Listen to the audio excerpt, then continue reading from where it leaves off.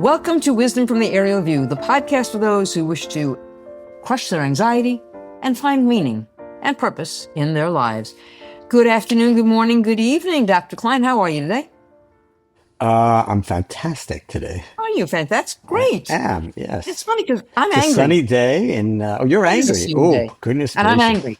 Why am I angry? Because you said to me, let's talk about anger. I said, okay, let's talk about anger. So, you know me, I did a little bit of fishing around and found out that anger is a very normal human emotion. I think that's kind of interesting. But it's important to find healthy ways to express it so as not to alienate people around us.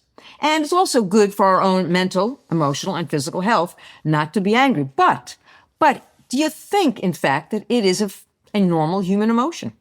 Well, it is definitely a human emotion, and it is definitely quite frequent in the general population. Yeah. And there are gradations of anger, as we know. We'll talk about them as we move along.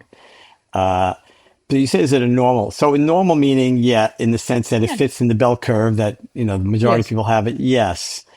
But it's certainly not one of those emotions that has a lot of benefit to it. It Yeah. gives us a lot of gain. We'll talk about that too. Just the opposite. The reason I wanted to talk about it is because it's so interesting, right? Because not everybody, but most people get angry at some point about something. Some very angry very often, and others not so angry occasionally. So it's a wide variation. But it doesn't ever seem to have one of those. I've been trying to figure out what the positive value of anger is. Why do we get angry? In other words, we know why we get afraid. Fear initiates that fight or flight reflex. Our hormones get going, and run away from the lion or somebody with a spear, or these days a gun or whatever. So that makes sense, right? But anger is a different one. When you step back and think about it, you know how I like to kind of dig one layer deep or Really? a couple layers deep. I think, why in the world do we get angry? What is the positive value? Why is this part of our persona? So I thought this would be an interesting thing to explore. So let's explore. Well, I'll do this. Interestingly enough, I found something that I really kind of, the psychologist, best-selling author, professor at the University of Pennsylvania, Adam Grant. Yeah, I know He, what it uh, is. he said, and I'm going to quote this because I think you'll find this interesting. He said, "We can't control what people say, but we do have a say in how we react. Refusing Aha. to give others power over our feelings is this is interesting, a mark of emotional intelligence." Now, we've been talking about Viktor Frankl. We always talk about our beloved Viktor Frankl.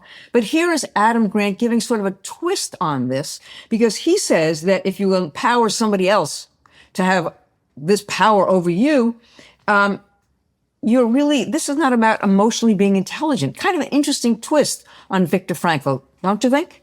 Yeah, it is Viktor Frankl. It's basically the Viktor Frankl.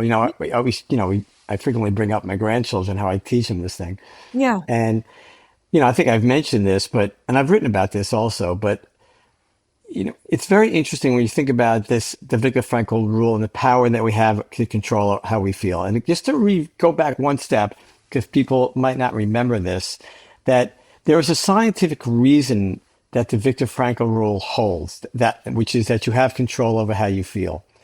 It's not just because Viktor Frankl figured it out and said, "Oh, we have control over how we feel," and I was in a concentration camp and I figured this out and it worked. That's not why. The reason is because everything we see, hear, touch, smell, or in any way experience is then interpreted by our brain. So nothing has any intrinsic value. Nothing. There is no event, action, activity, sound, visualization, anything that has any activity. Nothing is good or bad. It's what our brain decides it is. And that's why some of us look at something and are horrified, and others look at it and go, "No, that's fine. I'm fine with that." Or actually, I kind of like it. Like a snake, right?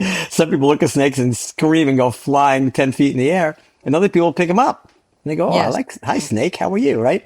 So, and of course, there are a million examples of this. So the point is, our brain interprets everything. Nothing has a value by itself. So when we get angry at something or we get upset about something, our brain has seen it and then has decided this is worth getting upset or angry about. And that's why it's not the same for everybody. So once you understand that it's your own brain that's making this decision of whether something is good, bad, scary, happy, whatever, then you realize, aha, this is all happening between my ears. So therefore, I can actually modify that interpretation myself. I have that power. But let So me, I even, want to stop you for one sec because you're sure. equating being upset with being angry. I don't think that necessarily one equals two. I No, absolutely, I didn't mean to do that. You're right. okay. I didn't mean to do that. I was just making a Okay. list of emotions or reactions that Yeah. we get to situations that our brain is interpreting. So Mhm. because our brain is interpreting every single event and making a decision of how to classify it, should this make us smile? Should this make us cry? Should this make us angry? Should this make us happy? Our brain is making that decision. The thing we're looking at has no intrinsic value at all. There's no Mhm. stated value. It's how we interpret it. So therefore, that explains why the Viktor Frankl rule holds, why then we do have control over how we feel. And a very simple explanation to review before we get into the anger part, I was just sticking with the Viktor Frankl part, is that uh, people are very eager, I use eager instead of anxious because you've taught me that, are Yeah. very eager to react to certain things in certain ways without even thinking about it. So I'll give you an example. So if somebody said to you, Enid, do me a favor. Can you give me a list of all your passwords, especially the ones to your bank accounts? Those are the ones I really want. Would you give me those to me? And you go, of course not. I'm not giving you the passwords to my accounts. Say, okay, tell you what. Can you give me the key to your house so when you're not home, I can come in and take what I want? And of course, you'd say, no, I've never done that. But if somebody says something that is trying to rile you up, one might give them that opportunity to do so. They would react. And the question is, if you're not going to give somebody your passwords to your accounts and you're not giving the key to your house, why in the world would you give them the key to determining how you feel? And that's the Viktor Frankl rule. Don't give away your power. Don't give them your passwords. Don't give them your keys. And don't give somebody the power to determine how you feel. Viktor Frankl has told you, you have control of that. And the science behind it is that our brain interprets everything. So that's why you have control. Okay, so now let's get let's get back to what Adam Grant said about the Viktor Frankl. He's basically saying you have that power. It is yours. Do not give it away, right? That's what he's saying. Mhm. Yes, he is. Okay, so when you get angry, what happens? You have immediately given that away, right? And we all do it. Everybody does it. Well, not everybody. There are certain people on this planet who we've talked about who don't do it, but most people do it, right? As soon as somebody says something they don't like, they get angry, and there you go. You were going to say something. I'm But sorry.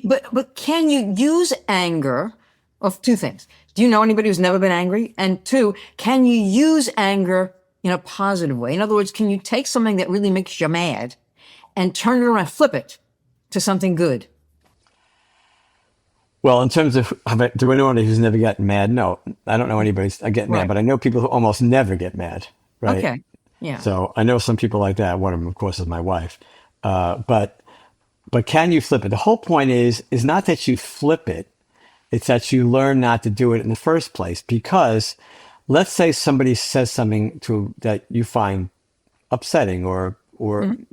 to the point of where you get angry, or they do something to the point of where you get angry, right? So I'll give you an Mhm. example. So let's say a kid pitches a fit about something that they don't like, Yeah. right? And you're the parent. So what are your options? Your options are to get mad and start yelling. And what happens then? Well, the kid gets upset, but more importantly, you're not feeling good. Because when you're angry, you're never at peace. Like we talked about peace and tranquility last time. You're Yeah. never peaceful, right? So now you've gotten angry, and then the child is angry, is upset, and now you're upset, and nobody's better off than they were when we started. So it's not a matter of flipping the anger to something positive. It's about trying to avoid it whenever possible. So the other choice for the parent is to look at the kid and say, well, that wasn't a very nice thing to do. Now, I could yell at you. Would you like that? No, mommy, I wouldn't like that. Okay. Well, what you did was very unkind. And if I did that to you, you'd be very upset. So here's what we're going to do. You're going to pick that thing up that you just threw, and then you're going to go sit in your room for 10 minutes and you think about it, and you're not going to do it again because the next time you do it again, you're going to sit in your room for 20 minutes, right? So nobody got angry. The problem gets addressed. You didn't just slough off the kid's behavior, but there was a better way. Now, having been a parent to four children, I can tell you that I failed so many times on that. I can't begin to tell you. It was only till my last child that I started to get a little better. And now I look back and I go, God, I was such a dope. It was such a better way to do this. I mean, I never hit my kids but I got angry. I raised my voice. I look back and I go, that probably wasn't the smart thing to do. But the point is that the anger part is rarely the best solution because it generally makes everything worse. And you certainly feel worse. So it's not a matter of turning the anger around. It's a matter of evaluating the situation and avoiding the anger in the first place. Yeah, that's easier said than done. Let's talk Yes. about how do you do that? You're driving down the highway and somebody cuts you off. I mean, they cut you to the point that he could have killed you. Do you just say, obviously, we're not going to go after the guy because that's stupid? Oh, some people do. Yes, they do. I said that is stupid. Right. But there's an emotional thing that comes over you, and I think it's called anger. I'm angry that this person did that to me. I'm not going to do anything to it. I'm not going to run after him, but I am going to be. How do I temper my anger? Well, the first thing I do is not run after him. But you've got to say, how do I turn that into something different? I still think you can't control certain emotions, and that's one of them. Well, I hate to disagree with you. You know I Okay, don't no, like to good. do I think that. we should. Yeah. So just recently I was on the highway where I think twice I saw what I'm going to assume are young men flying down the road chasing each other, right? Yeah. On Oh, yeah. highways, on major highways. I can think twice in the last 3 weeks that happened, right? One of them cut me off. It was very close, right? Huh? Very dangerous. So let's forget about the fact that they cut me off and that it was dangerous for me. Let's just talk about what was going on in their heads. So one of them probably cut the other one off or passed them or whatever, and they didn't like it and they got mad. So why did they get mad at that? So they got mad at that because it was a reflection of their entire life. When people, you've heard me say this before, people live sometimes as they're balanced on a single stone. So if a wind blows, just even a mild breeze, it can knock them off. So if you're not a confident person, if you're not comfortable with who you are, if your life isn't where it is, if you just know you're just not on the right track, and then somebody does something to you, it is exceedingly easy to blow up. Here's another thing. So we've seen this a lot. People who have been abused as children, often sexually abused or abused in other ways. And then they grow up, or as they're growing up and going through this, they feel powerless. They feel helpless. And so what do? They often take it out on somebody else. They'll bully another kid in school or commit a crime or do something to lash out at the world for the unfairness that they are experiencing. And we say, oh yeah, we understand that. But of course, it never ends well when they do that. Nobody benefits. So really what we need to be teaching more of, well, certainly you don't want any child abused sexually or otherwise, but what we can do for that child, and as that child becomes an adult, certainly, is to explain to them that you are not a victim of somebody else's activities. You are not. You are never diminished by the misdeeds of others, only by your own. We need to explain that it's your behavior that counts, not somebody else's behavior. So once that becomes inculcated into somebody's psyche, and it doesn't happen in 5 minutes, it takes time, right? Then when somebody cuts them off, they don't react that way. So when people cut me off in the past when I was younger, I get mad. I didn't generally chase anybody. I might have chased a couple of people now that I think of it. But now when they do it, my reaction is, oh, you poor soul, what's troubling you? Right? I'm in a good place in my life, but something's troubling you, or you wouldn't have done that on purpose, right? So that's the idea. So anger is not required. It's the absence of an alternative that allows anger to fester. But when we teach people an alternative to anger, another way to deal with it, then anger is not a required emotion. It does not have to happen. It is not like fear. It is different. Fear we can't control. It just comes at us suddenly, right? Mm-hmm. But anger is something we can control. Even if our initial urge is to be angry, we can very quickly, in milliseconds, crush it and say, okay, remind ourselves, it's not about me. I'm doing everything right. Why should I get upset? Why should I be angry? And learn the alternative methods to deal with it. A, the Viktor Frankl rule. No, no, I'm in complete control of how I feel. Why would I want to get angry? I am never happy when I'm angry. I feel terrible when I'm angry. Everybody feels terrible when they're angry. Nobody chooses anger. If you had an option of choosing laughter or anger, everybody's going to choose laughter, right? Nobody's going to choose anger unless they're lying to you. They will not choose anger because it makes them feel badly. So it's a matter of learning the alternative. Now, we talk a lot about educating young people. Here's another one, right? How to deal with anger. Well, the first thing is understand it's not about you, right? You're in control of how you feel. That takes practice, practice, practice. We talk about this all the time. All these things take practice. Ascending to the aerial view, practice, right? Controlling your anger, practice. All these things take practice. But when you understand the fundamentals of how human beings behave, it is certainly possible. There are Let's people out there who don't get angry in it. let's take an example. You have little kids they're playing in the playground, and they're choosing sides for the baseball team, for the softball team, and all the kids are lined up, and Johnny didn't get picked, or Johnny got picked later than he thought he was. So Johnny gets angry. So how do you say to Johnny, it's not about you? Because in fact, wasn't it about Johnny? Johnny doesn't get angry. Johnny gets sad. Johnny might look like anger, but it's not really anger. Johnny is sad. People don't like me. I'm not good enough. I'm not worthy. Right? But So he it's not lashes anger. out. But he lashes out. Yes, but remember, he's lashing out because he thinks he's not worthy and he's mad at the world. It's like the kid who gets abused, right? It's a Okay. form of, it's not outright abuse, but he experiences that as abuse. There are 10 kids being picked. I'm number 10 or I'm number 11. I don't get picked at all, right? I'm the So odd when you man say to out. Johnny, what do you say to Johnny? Which you have to say, so you're not going to make Johnny, it depends how old Johnny is, first of all, but let's say Johnny's young, right? Johnny's not going to be able to incorporate all this psychology into his brain at once. But Right. here's what you say. Johnny, the way everybody's different, good at different things. As you go through your life, you have qualities that other people don't have. You're going to be able to think things that they can't think. You're going to be able to do things they can't do. Right now, you're not as good at softball as the kids that got picked. And you're sad about that. And I understand that. So you have a couple of choices. One is practice and get better at softball. Work on it. If you want to play softball, I'll go out with you. I'll have a catch with you. I'll teach you how to hit, whatever. We can send you to a clinic. You want to get better? You got to work at it. That's number one, because we're not entitled to anything, right? You got to earn it.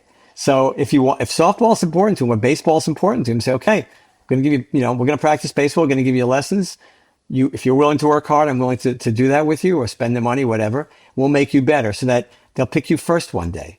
Or if you don't care enough about that, understand that there are going to be things in your life that you're going to be good at that other people are going to be not good at, and you'll be picked, and they won't be picked. And so the things that you want to be good at, you have to work at. The things you don't really care about, then just walk away and pick up something else that you're interested in. So the idea is that you have worth, you have value. You're looking at one single situation, which we understand. So you have a choice: get better at that, or get better at something else and do something else. But you have to build Johnny up to understand that he has value and there are things he can do and will do in his life. It's not simple. Johnny's going to be upset. You're not going to fix him, but you tell him that and then you go buy him a milkshake and he probably feels a lot better. So I think it's interesting though that you refused to call it angry, that he didn't get angry, he got sad. Well, tell me why you made that difference. Why you said he didn't get angry, he got sad. How do you know? well, I've been there for Okay. sure. And you were So sad and not angry? You were angry though, were you not? no, first you get sad. Oh my, I'm not good enough. I'm not worthy. I'm the worst kid. I have no value. You remember, Enid, that I was the smallest kid in our school, smallest male, right? And when you're a small male in a school, in a place where athletics are very important and physical abilities are very important, it is very obvious that you are the smallest or Okay. maybe even the weakest, right? And that's a terrible place to be when you're a little boy. Sure. Or a So little girl. Go ahead. okay, well, I'm just talking about for me. Yeah, I'm yeah. talking about me Okay. personally. I can't talk about what it's like to be a little girl, but I can talk about what it's like to be a little boy. And this is how I felt. So the first thing is you feel sad, you feel unworthy, you feel worthless. You look in the mirror and you see this young, scrawny kid who's the shortest and weighs like 12 pounds. And everybody's a year and a half older than me. And woe is me. And, but then you have a choice. But this is what life is. It's this journey. It starts very early. right? Your journey is always the same. So you hopefully you have people in your life that can help you at that point, parents especially, maybe a sibling, maybe even a teacher, or somebody in the community, if you're lucky, who helps you with this and says, no, no, no, you're seeing this the wrong way. If you want to be on the team, if you want to be picked number one instead of 10, practice, get better. You can do it. You have to work hard, but here's how you do it. Or if it's not your thing, don't worry about it. Find something else to get good at. Find something else to bring you joy. Because remember, accomplishments are one of the two pillars of happiness. So if you're not, if the baseball isn't getting it done or you don't really care enough to work that hard, then find something else, some other accomplishment, whatever it is. Paint, learn how to draw, learn how to roller skate. It doesn't matter, right? So you have to, but anger, so we digressed a little bit because Johnny's problem is he's sad and he doesn't have self-worth. We got to build that up in people. We got to make people understand why they do have value. And, you can't tell Johnny at age 6 that, by the way, you have an equal effect on the world because all your decisions affect the world and everybody has an equal effect on the world. That's going to go right over Johnny's head. So you have to be very much more concrete with Johnny and say, you're going to figure out the things you want to get good at. That's what's going to make you happy, and so on. So not to be repetitive, but it might be manifest as anger, right? He will manifest that at home. He might go to his room and slam his door or throw his books on the floor or refuse to eat or yell at his parents or yell at his siblings. So it might be manifested as anger, but it's because there's an underlying problem here. And that's usually the case with anger, right? So people let me put it this way. As adults, if you embrace the aerial view and you understand how the world works, anger is just like anxiety, anger is crushed because you realize it is so silly. It has no value, and you have the ability to determine how you feel, right? That's one of the major tenets of the aerial view, to incorporate the Viktor Frankl rule. And so along with anxiety being crushed, anger gets crushed. You just divert it. You become introspective and you look at it and you see it for what it is. Okay, somebody cut me off. Well, he's a jerk. I'm not the jerk. I'm just driving 45 miles an hour in a 45 mile an hour zone or whatever. I turn my signals on. I don't tailgate. I'm not the problem, right? He's the problem. Why am I getting upset? He's got the problem. He's upset about something. Either something in his life is horrible. His parents are treating him cruelly. His girlfriend just left him. I don't know what it is, but something has caused him to be angry. I don't need to do that. So once you embrace the aerial view, understanding things, handling these situations is so much easier. Practice, practice, practice. But none of the stuff I'm telling you is untrue. None of it is inaccurate. It is all absolutely true and supported by supported really by empirical data and understanding how the world works. Because a couple of things. Of course, if you're angry, your blood pressure goes up. You become anxious. You become depressed. So it's a very unhealthful emotion. And that it leads me to my next question. Is anger an emotion? Sure. Okay. Sure, it's an emotion. Yeah. Okay. But it's so one of we're all those emotional beings. So tell me, at that point when one becomes really angry or emotional, how does one sit back and say, let me get into this aerial view. Let me understand, A, why I'm feeling the way I'm feeling, and then B, help me to not feel that way. Well, the first thing you have to say to yourself is, I'm in control of how I feel. Why would I make myself miserable? So anger, stop, milliseconds, 1 second, 5 seconds, 10 seconds. That's it. You step, oh, wait a minute. Angry. I shouldn't be angry. Hold on. Now you can be angry at yourself. Let's say you do something inappropriate, right? Okay. And you metaphorically cut somebody off. You can be angry with yourself in a sense of disappointed, but not rage. Right? You fix it. You apologize. You correct it. We're each responsible for our own behavior, but only for our own behavior. And of course, those of our little children, if we have them, up to a certain point. But so that's the idea. Anger is one of those things you can immediately realize is unnecessary. Anger is a choice. It's a choice, right? Good. So why would nobody would choose to be unhappy. Nobody would choose to be angry. So you have to understand that you don't have to be angry. It's completely within your control. So I'm not saying it's easy. It gets very easy over time. It gets super simple over time. But in the beginning, it's just like anything else. It's practice. I say this a million times. All these things are practice. They're all learnable skills. I don't care how old you are. You're never too old. We talked about this last time. When people say I'm too old, I don't care. Just who I am. Too bad. I'm too old to change. I go, no. Okay. Well, if you want to be unhappy, knock yourself out, but it's kind of silly, right? You don't have to be. One of the things you always talk about when you get a bad, you're sick or whatever, you're going into the hospital, you laugh. Do you ever laugh instead of getting angry? You just say, All the time. Tell me about that. All the time. And I've told you I get in trouble sometimes, especially with my wife. Yeah. Because, the other day something happened and I think we were having this conversation about something and I started to laugh because it just was it just seemed to me so obvious and so silly that it wasn't worth either one of us spending 2 seconds getting upset about. And when I laugh, it's just kind of, I shouldn't do it, but it's my natural reaction. And then I go, what? It's never malicious. Never malicious. It's me looking down. It's me as the independent observer removed from the situation looking, going, oh, this is so silly. Right. And of course, I'm still in the street view when I do this.